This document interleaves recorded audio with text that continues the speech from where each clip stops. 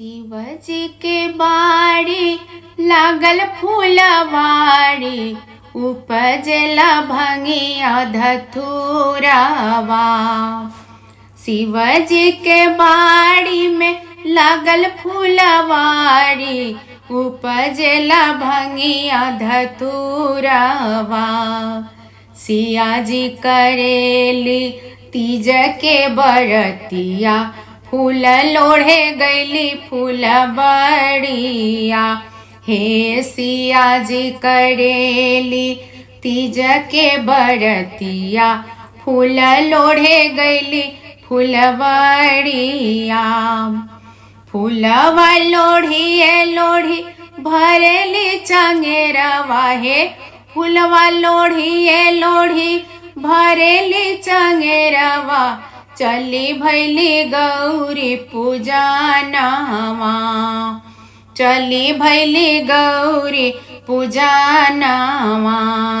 शिवाजी के धैली ध्यानवा, सिया जी मंगली अमर वरदानवा। शिवाजी के धैली ध्यानवा, सिया जी मंगली में अमर वरदानवा। चली गईली सीता शिव के मंदिरवा, हे चली गईली सीता शिव के मंदिरवा। धोएली शिव के चरणवा, धोएली शिव के चरणवा। 12 बरिख शिव निनिया के मातल, खोले ले अपन नयनवा। 12 बरिख शिव निंदिया के मातल, खोले ले अपन नयनवा।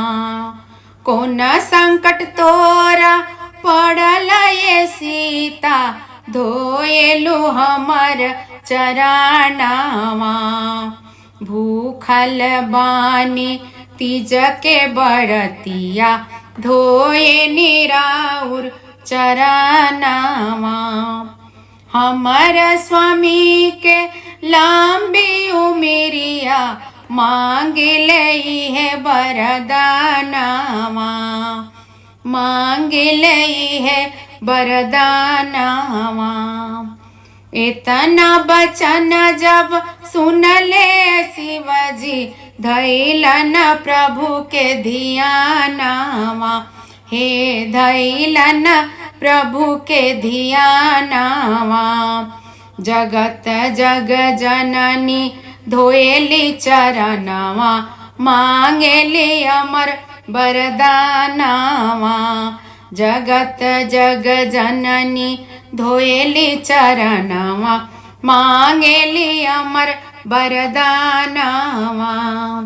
सिरा के सिंदूर तोहर अमर रहिए सीता, हे सिरा के सिंदूर तोहर अमर रहिए सीता। गोदिया में खेली है ललनावा, हे गोदिया में खेली है ललनावा।